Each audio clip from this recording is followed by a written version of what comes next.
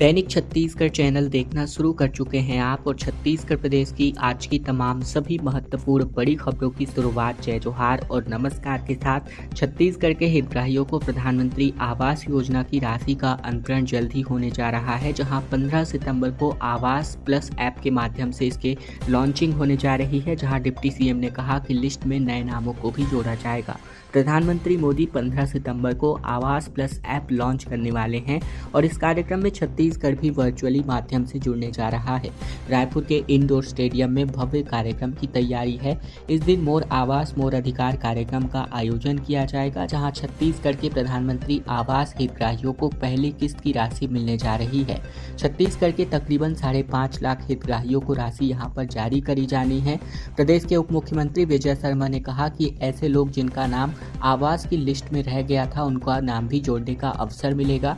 15 सितंबर के बाद उन्हें भी आवास की मिलने की प्रक्रिया शुरू हो जाएगी। विजय शर्मा ने कहा कि भारत सरकार द्वारा 8,46,931 आवासों को स्वीकृति देने के बाद 2011 के आवासहीनों की सूची, जिसे परमानेंट वेटिंग लिस्ट कहा जाता है, वह छत्तीसगढ़ में पूर्ण हुई है।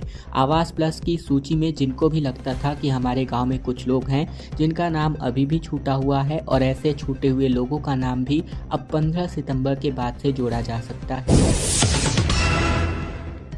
छत्तीसगढ़ राजपत्र में एक और अधिसूचना प्रकाशित हुई है, जहां जसपुर के पत्थल गांव को अब नगर पालिका का दर्जा मिल चुका है। 21 दिनों तक अब दावा आपत्ति के लिए आवेदन पत्र मंगाए गए हैं। छत्तीसगढ़ के जसपुर जिले के पत्थल गांव को नगर पंचायत से नगर पालिका बनाने की अधिसूचना जारी कर दी गई है। जारी अधिसूचना के अंतर्गत 21 दिनों तक दावा आपत्तियां मंगाई गई हैं। अधिसूचना के अनुसार पत्थल गांव नगर पंचायत की वर्तमान सीमाएं ही प्रस्तावित नगर पालिका की सीमाएं होंगी। अधिसूचना जारी होने की तिथि से 21 दिनों के भीतर स्थानीय निवासी प्राधिकारी या अन्य संबंधित पक्ष अपनी आपत्ति या सुझाव कलेक्टर जसपुर को प्रस्तुत कर सकते हैं। छत्तीसगढ़ कर्मचारी अधिकारी फेडरेशन ने मशाल रैली निकाली, जहां अपनी मांगों को लेकर के अपनी नाराजगी जताते हुए, दरअसल अपनी मांगों को लेकर नाराज अधिकारी कर्मचारी ने छत्तीसगढ़ अधिकारी कर्मचारी फेडरेशन के तत्वाधान में 11 सितंबर की शाम को मशाल रैली निकालकर छत्तीसगढ़ सरकार का ध्यान आकृष्ट कराया, जहां गौरेला के ज्योतिपुर तिराहे से लेकर एसडीएम कार्यालय तक अपनी जमकर नारेबाजी करते हुए शाम को मशाल रैली निकाली गई और इसके बाद एसडीएम को ज्ञापन सौंपकर मोदी की गारंटी को पूरा करने की मांग की गई। फेडरेशन के संयोजक डॉक्टर संजय शर्मा, महासचिव विश्वास गोवर्धन, आकाश राय इत्यादि सभा में संबोधित करते हुए इन्होंने कहा कि मशाल रैली सरकार के अंतिम अवसर है। अगर इसके बावजूद भी यदि भाजपा की छत्तीसगढ़ सरकार मोदी की गारंटी को पूरा नहीं करती है तो आगामी 27 सितंबर से सामूहिक हड़ताल पर जा सकते हैं। उन्होंने अपनी 6 सूत्री मांगों को पूरा करने की बात कही है। इसमें 112 संगठन के कर्मचारी नेता तथा बड़ी संख्या में कर्मचारी अधिकारी शामिल। जनसभा सिंह पैकरा, स्वास्थ्य कर्मचारी संघ के एमपी रौतेला डॉक्टर अभिमन्यु सिंह, अक्षय नामदेव, सुदर्शन भैना और संजीव मोहन पांडे समेत तमाम अधिकारी कर्मचारी यहां मौजूद नजर आए। रायपुर नगर निगम ने थोक सब्जी मंडी प्रबंधन को नोटिस भेजा है, जहां सड़क पर अवैध मार्केट और पार्किंग कब्जे को लेकर के ये नोटिस तलब किया गया है। रायपुर नगर निगम ने थोक सब्जी मंडी प्रबंधन को एक नोटिस तलब किया है, जिसमें डूमर तराई में थोक सब्जी मंडी के बाहर अवैध पार्किंग और मार्केट लगाने की वजह से ट्रैफिक व्यवस्थाओं को लेकर नोटिस जारी किया गया है। ट्रैफिक के बिगड़ते हालात और आसपास के रहवासियों को हो रही लगातार दिक्कतों की वजह से ये नोटिस तलब किया गया है। सब्जी मंडी अध्यक्ष टी श्रीनिवास रेड्डी को नगर निगम ने नोटिस में लिखा है कि यह देखा जा रहा है कि आपके द्वारा पार्किंग की कोई व्यवस्था नहीं की गई है, सुरक्षा की दृष्टि से कोई उपाय नहीं किए गए हैं, सड़क के दोनों ओर बेतरतीब वाहन खड़े होते हैं और यह यातायात नियमों का उल्लंघन है। यह सड़क में Naya Raipur Dhamtari VIP road Pundar expressway को जोड़ने वाली सड़क है। यहाँ ना तो पार्किंग स्थल और ना ही पर्याप्त गार्ड की व्यवस्था को सूचित करें, नहीं तो नियमानुसार कार्यवाही के लिए आप जवाबदेह होंगे। छत्तीसगढ़ के मानसून के लेकर अपडेट है, जहां रायपुर में लगातार युवक अपने घर जा रहा था, जहां नदी में बह गया, तो वहीं सुकमा और बीजापुर में गांवों में संपर्क कटा हुआ है। 4 राज्यों के रूट बंद हो चुके हैं, जबकि 10 जिलों में लेकर अभी भी मौसम विज्ञान विभाग ने अलर्ट जारी किया है। छत्तीसगढ़ में कई जिलों में भारी बारिश हुई, जहां मौसम विज्ञान विभाग ने 10 जिलों के लिए आज येलो अलर्ट जारी किया है। ऐसे में अगले आने वाले 12 घंटों में मुंगेली, बालोद, कबीरधाम, राजनांदगांव और खैरागढ़, छुईखला खनान गड़ई में भारी बारिश की संभावना नजर आ रही है। साथ ही सुकमा बीजापुर जिले में हालात बद से बदतर होते जा रहे हैं, जहां सुकमा में सबरी नदी और बीजापुर में इंद्रावती और चिंतुवागु नदी उफान पर है। हाईवे पर पानी भरने की वजह से दोनों शहरों से होते हुए छत्तीसगढ़ का महाराष्ट्र, उड़ीसा, आंध्र और तेलंगाना से संपर्क दूसरे दिन भी कटा रहा। तो वहीं रायपुर में मंगलवार को हुई बारिश की वजह से हालात बिगड़ चुके हैं। नरसीवा में एक युवक नदी में बह गया, जिसकी तलाश अभी भी जारी है। सीएम साय ने कहा कि बाढ़ की स्थिति पर अलर्ट को लेकर लगातार प्रशासन अलर्ट रहे। सभी जिलों के कलेक्टर को सचेत रहने के निर्देश जारी किए गए हैं। इसके अलावा सुकमा के इंजरम में तकरीबन 3.5 फीट तक पानी भरा हुआ है। एक युवक ने कार पार करवाने की कोशिश की, लेकिन बीच में ही फंस गया। तो वहीं गरियाबंद के राजिम में वार्ड 6 स्थित घरों में पानी घुस गया और लोगों का कहना है कि अवैध प्लॉटिंग होने की वजह से तालाब का पानी उनके घरों में जा घुसा है। इसके अलावा राजनांदगांव की महालक्ष्मी मार्केट की बात करें तो शिवनाथ नदी का पानी घुसने की वजह से पूरा बाजार डूब गया। कोरबा में पिछले 3 दिनों से मौसम का मिजाज बदला हुआ है। काली घटा छाई हुई है और बारिश होने की संभावनाएं अभी भी भारी बारिश के तौर पर हैं। और अब खबर छत्तीसगढ़ के गरियाबंद से आ रही है, जहां बस स्टैंड के लिए 1 एकड़ 32 हेक्टेयर भूमि पर आवंटित सरकारी जमीन पर राजनीतिक रसूखदारों का कब्जा दिखाई दे रहा है।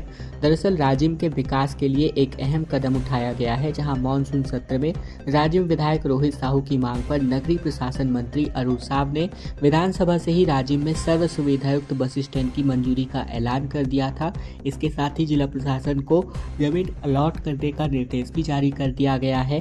राजस्व रिकॉर्ड देखा गया, जिसमें राजिम गरियाबंद मार्ग पर नेशनल हाईवे से लगे 799/6 में 117 एकड़ सरकारी जमीन दिखी, लेकिन मौके पर जांच की गई तो जमीन के बड़े हिस्से में राजनीतिक रसूखदारों का कब्जा होता हुआ दिखाई नजर आता है। इसके अलावा जब पिछली सरकार ने भी बस स्टैंड के लिए 2 करोड़ की मंजूरी दी थी, उस समय भी जमीन का आवंटन नहीं किया जा सका था।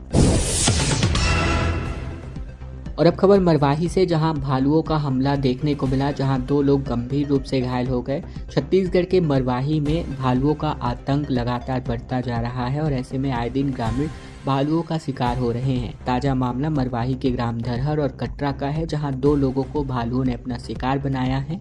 धरहर निवासी दसमतिया बाई शाम को शौच के लिए बाहर निकली थी और उसी वक्त 3 भालुओं ने इन पर आक्रमण कर दिया।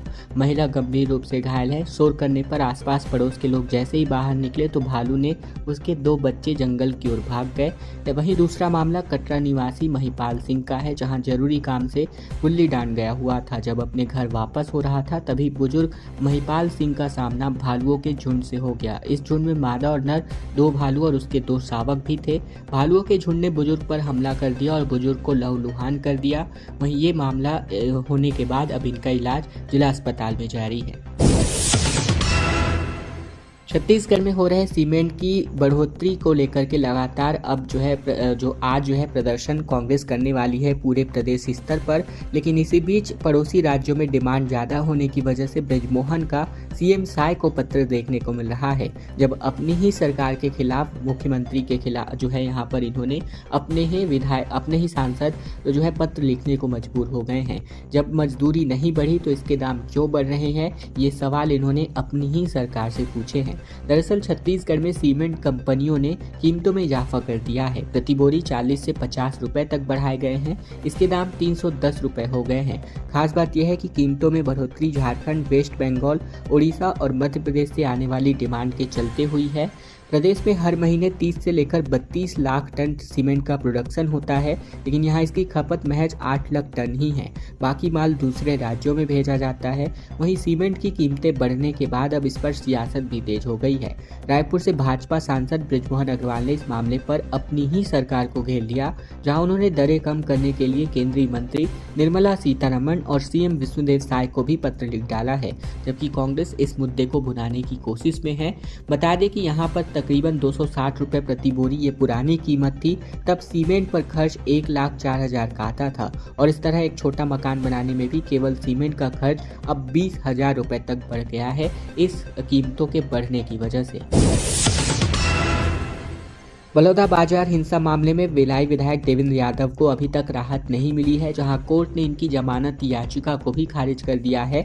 छत्तीसगढ़ के बलौदाबाजार आगजनी हिंसा मामले में गिरफ्तार विधायक देवेंद्र यादव को एक बार फिर तो जोरदार झटका लगा है, जहां उनकी जमानत अर्जी को सीजेएम न्यायालय बलौदाबाजार ने खारिज कर दिया है। कोर्ट ने कहा कि आरोपी को जमानत पर छोड़े जाने की शक्ति इस न्यायालय को नहीं है।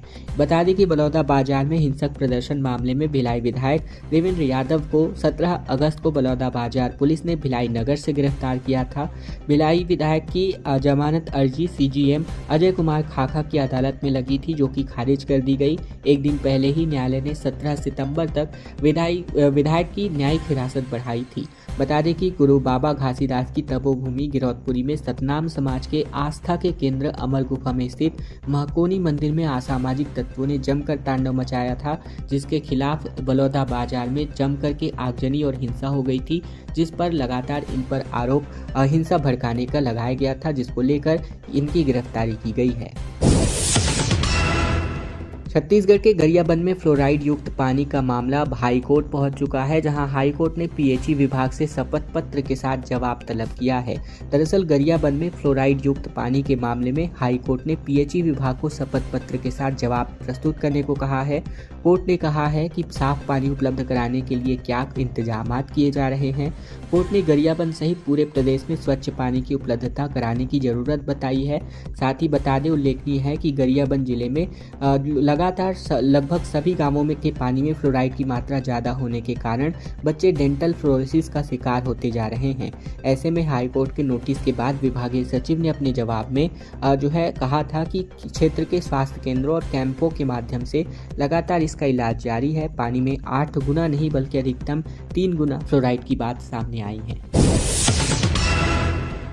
छत्तीसगढ़ में विवादित वीडियो के साथ भूपेंद्र सवन्नी अब ट्रोल होते नजर आ रहे हैं। अजय चंद्राकर ने इनको खरी खोटी सुनाई थी, अब सोशल मीडिया पर भी लगातार घेरते नजर आ रहे हैं। छत्तीसगढ़ के भाजपा उपाध्यक्ष भूपेंद्र सवन्नी का एक वीडियो लगातार ट्रोल होते जा रहा है। सोशल मीडिया में यूजर्स ने 2021 का एक वीडियो पोस्ट कर सवन्नी को लेकर कई तरह के कमेंट्स किए हैं। ये कमेंट्स और ट्रोल उस वक्त किया जा रहा है जब भूपेंद्र सवन्नी का नाम प्रदेश के मुख्यमंत्री के सलाहकार बनाए जाने को लेकर चर्चा में है। कुछ लोग सोशल मीडिया यूजर्स ने भूपेंद्र सवन्नी और अजय चंद्राकर के बीच हुई लड़ाई का वीडियो शेयर कर रहे हैं। इस वीडियो में अजय चंद्राकर और भूपेंद्र सवन्नी के बीच कहासुनी साफ तौर पर दिखाई दे जा सकती है। ये वीडियो भाजपा की विचारधारा के समर्थक रायपुर के देवेंद्र गुप्ता ने पोस्ट किया है। उन्होंने पोस्ट पर लिखा कि ऐसे लोग जो वरिष्ठों का सम्मान करना नहीं जानते, वो कार्यकर्ताओं का क्या सम्मान करेंगे।